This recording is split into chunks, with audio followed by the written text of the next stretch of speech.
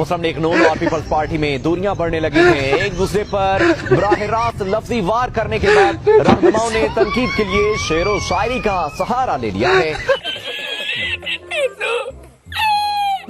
दोस्तों, जिस तरह से सिगरेट के पैकेट पर कैंसर वाली तस्वीर नजर आने के बावजूद भी लोग सिगरेट पीना नहीं छोड़ते, बिल्कुल इसी तरह से एक करप्ट तरीन लीडर की हकीकत जाने के बावजूद भी पटवारी अपनी जिद और जहालत की बिना पर इस लीडर की हमायत करना नहीं छोड़ते। बेगैरती की इंतहा यह है कि नवाज शरीफ को देखते ही शर्म भी अपना मुंह छुपा लेती है, क्योंकि नवाज शरीफ बेशर्मी से भी 300 किलोमीटर आगे निकल चुका है।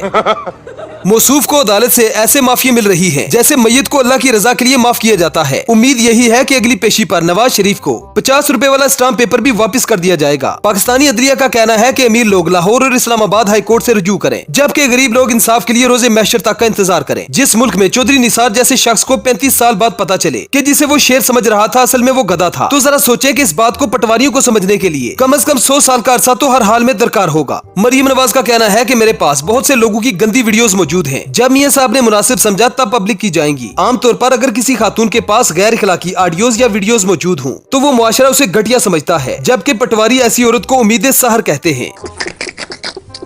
पाकिस्तानी अवाम अजीब हैरत में है। मुसलमान होकर भी जब हम यहूदियों को देखते हैं तो हमें खुद पर शर्म आती है, क्योंकि यहूदियों की बनाई हुई चीजों को खाएं तो ईमान को खतरा, पाकिस्तानियों की बनाई हुई चीजों को खाएं तो जान को खतरा। हाजरा अपनी किताब यबन कटीटा के सफा नंबर 24/5 में लिखती है, कद लंबा करना हो तो खान की तरह वर्जिश किया करो, क्योंकि अगर लटकने से कोई लंबा होता तो शट्टे आज जमीन से टकरा रहे होते। कौम को मरियम नवाज का तो एहसान मानना चाहिए, जिसने अवाम को ये बावर करवाया कि मेरे बाबा मेरी माँ का जनाजा पढ़ते हुए सजदे में बहुत रोए। नमाज जनाजा में 3 सजदे होते हैं और तीसरे सजदे में रोया भी जाता है। अरे बस कर भाई।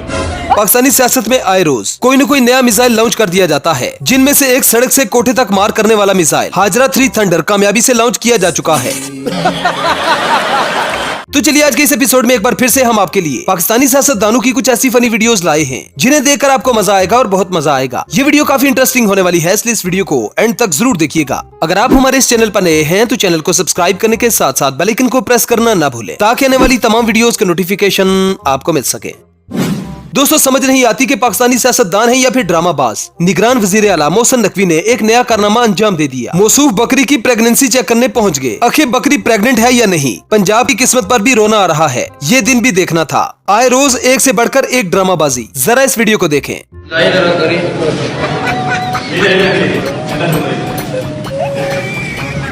आपका डिप्लोमा है?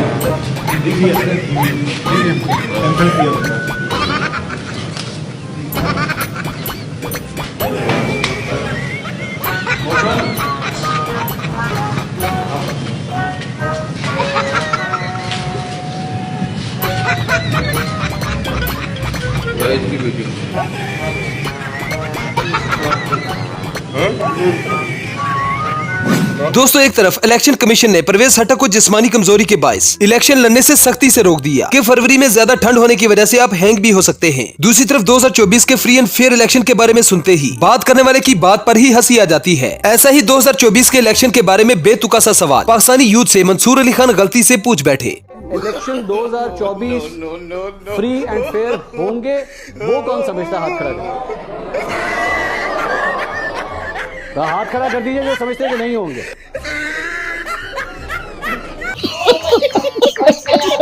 एक वक्त था जब सही दिमाग वाले ने 16 माह में मुल्क को तरक्की याफ्ता ममालिक की लिस्ट में लाकर खड़ा कर दिया था। अब जो बाकी कसर रह गई है वो 80% बंद शिरानू वाला पूरी करने की तैयारी कर रहा है। और ये कहावत आपने मेरे मुंह से बहुत बार सुनी होगी, आखिर सूरा दे यार बार ले। बड़ा चोर छोटे चोरों के नाम ले लेकर मुल्क की तबाही में अहम किरदार अदा करने वालों को शाबाशी दे रहा है। मतलब यार समझ नहीं आती कि इनकी कौन कौन सी बोंगी पर हंसा जाए। मुल्क को डिफॉल्ट से यकीनन बचाया जी, और मैं शहबाज शरीफ साहब को शाबाश देता हूँ, खुरम दस्तगीर साहब की, और मरियम औरंगजेब भी मेंबर थी।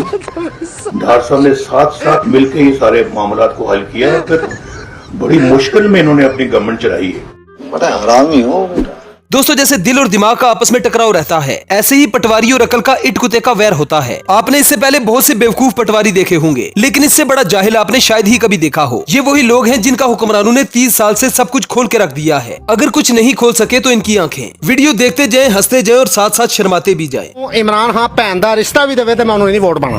अगे गल करो। ਤੁਹਾਨੂੰ ਕਿਹੜੇ ਦੁੱਖ ਦੇ ਗਈ ਪੀਟੀਆਈ? है महंगाई कर गई है, मैं कल दुख नहीं था, पूरा पाकिस्तान दुख देता ने। ਤੇ ਸ਼ੁਬਾਸ਼ ਸ਼ਰੀਫ ਸੋਨੇ ਦੇ ਚਮਚ ਤੁਹਾਨੂੰ ਖਿਲਾ ਕੇ ਗਿਆ।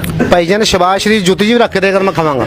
बहुत नाजुक सूरत हाल है। ਜਿਹੜਾ ਮੁਲਕ ਦੀ ਮਹਿੰਗਾਈ 10 ਗੁਣਾ ਜ਼ਿਆਦਾ ਕਰ ਗਿਆ ਉਹ ਜੁੱਤੀ 'ਚ ਰੱਖ ਕੇ ਦੇਵੇਗਾ ਤੁਸੀਂ ਖਾਓਗੇ ਤੇ ਜਿਹਦੇ ਦੌਰ 'ਚ 10% ਇਨਫਲੇਸ਼ਨ ਸੀ ਉਹ ਤੁਹਾਨੂੰ ਮਹਿੰਗਾਈ ਨਹੀਂ पाइन मैं सीनू ने मंदा बारा जो भी किया ना खान साहब ने किया। और इंटरव्यू कहता मुझे तो नमाज का पता ही नहीं था, जुम्मे का पता ही नहीं था, लेकिन बस मेरे पापा मुझे कभी कभी जबरदस्ती ले जाते थे। तो मुसलमान है, तस्वीर मैं पढ़ लांगा तो इमाम मस्जिद में हो जाऊंगा। बुरा ना मना मगरिब 'ਚ ਕਿੰਨੇ ਫਰਜ਼ ਹੁੰਦੇ ਨੇ ਮਗਰਿਬ से नमाज 'ਚ? भाई यार मैं अनपढ़ा मन नहीं पता, सीधी साफ गल है, मैं भी क्यों गलत नहीं करा जान रहे ना। ਤੁਸੀਂ ਕਹਿ ਰਹੇ ਹੋ ਖਾਨ ਸਾਹਿਬ ਨੂੰ ਇਯਾ ਕਾ ਨਾਬਦੂ ਇਯਾ ਕਾ ਨਸਤਾ ਹੀ ਨਹੀਂ ਆਉਂਦੇ ਤੇ ਤੁਸੀਂ ਮੈਂ ਦੱਸ ਦਵੋ ਮਗਰਿਬ ਦੀ ਨਮਾਜ਼ 'ਚ ਫਰਜ਼ ਕਿੰਨੇ? भाई यार मैं अनपढ़ा मन नहीं पता, ਅਸਰ ਦੀ ਨਮਾਜ਼ 'ਚ ਕਿੰਨੇ? मनु कुछ नहीं पता दुनिया। दोस्तों बिलावल का कहना है कि अब पाकिस्तान को बुढ़े सियासतदानों की नहीं नौजवान सियासतदानों की जरूरत है। बेहिसी की इंतहा ये है कि 25 करोड़ आवाम के इस मुल्क में बिल्लो रानी से बेहतर कोई भी नौजवान नहीं। क्या सिर्फ 2 खानदानों ने ही इस मुल्क का ठेका ले रखा है? क्या इस मुल्क पर किसी और को सियासत करने का कोई हक नहीं? बूढ़े सियासतदान होना और बुजुर्ग सियासतदान होने में बड़ा फर्क है। ये बुढ़े सियासतदान, बुढ़े खूसट सियासतदान जो 40-45 साल से पाकिस्तान की जड़ों में बैठे, ठीक है, जरा सा मुश्किल वक्त है, मैं बीमार हो गया हूँ, मेरे वो कमर में दर्द है, कमर में दर्द है, और जरदारी साहब के फला हो गया। जरदारी साहब ने तो एक दफा सर्टिफिकेट भी जमा करा दिया था जैनी बीमारी का कि मैं जैनी बीमारी का शिकार हूँ, ठीक है। किसी की वो क्लच प्लेटें गिर जाती हैं, किसी का कुछ हो जाता है। भाई बुजुर्ग सियासत और बूढ़े सियासतदान में बड़ा फर्क है। क्या नरेंद्र मोदी की उम्र 70 साल से, लेकिन वो बुजुर्ग हैं, बुढ़े नहीं है, बुढ़े खूसट नहीं है, ठीक है ना। वो अपने मुल्क को चलाना जानते हैं और तदब्बुर से चलाना जानते हैं। टांगे आपकी कबर में लटकी हुई है और सियासत के अंदर लात जरूर अटकानी है और आने दो ना लोगों को। और दूसरी चीज ये कि ये क्या मुल्क किसी की जागीर है?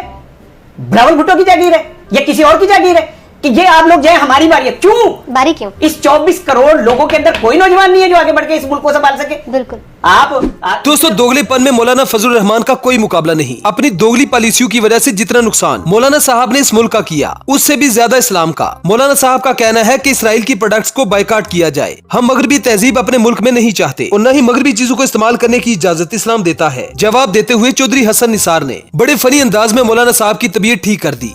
फजलुर रहमान फरमाते हैं इमरान खान ने नौजवानों को गुमराह किया, इन्हें मगरबी तहजीब का लिबास पहना दिया। पाकिस्तान में इस्लाम के अलावा कोई तहजीब नहीं चलेगी, चल रही है मौलाना। जिन्हें लैंड क्रूजर से फिर दे वो मगरिब की है, जिन्हें बत्ती जला दे वो मगरिब की है, या बाथरूम में जो कुछ हुंदा है वो सारा मगरिब का है, इलाज कराने जाते हो मगरिब का है, लाइफ सेविंग ड्रग मगरिब की है, MRI मशीन चुवा दे मगरिब की है, अपना की है, शलवार भी अपनी नहीं है। तो दोस्तों ये थी हमारी आज की वीडियो। आई होप आपको पसंद आई होगी। अगर वीडियो पसंद आए तो वीडियो को लाइक कीजिए, शेयर कीजिए और चैनल को सब्सक्राइब करना ना भूलें। तो मिलते हैं किसी नेक्स्ट वीडियो में। Good bye.